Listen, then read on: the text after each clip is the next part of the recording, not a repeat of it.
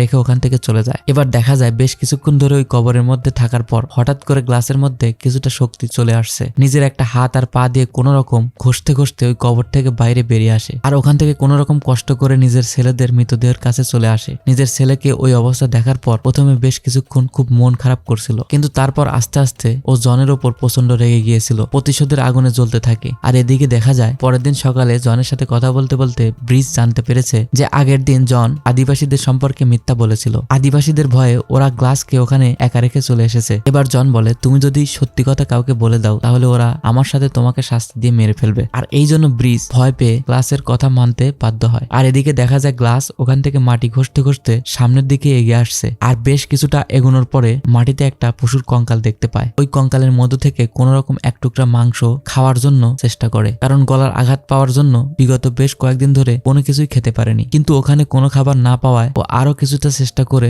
সামনে নদীর কাছে চলে আসে। আর ওখানে ব্রিজের দেওয়া ওই বোতলের সাহায্যে নদী থেকে পানি তুলে খাওয়ার চেষ্টা করে, কিন্তু পানি খাওয়ার সময় ওর গলা কেটে যাওয়া অংশ দিয়ে সমস্ত পানি বের হয়ে আসছিল। আর সেই জন্য আবারও প্রচন্ড যন্ত্রণায় ছটফট করতে শুরু করে। এবার দেখা যায় বন্দুক ব্যবহার করার জন্য ওর কাছে বেশ কিছুটা বারুদ ছিল, আর ওখান থেকে বেশ কিছুটা বারুদ বের করে নিজের গলায় লাগিয়ে নেয়। আর তারপর কিছুটা শুকনো ঘাসে আগুন লাগিয়ে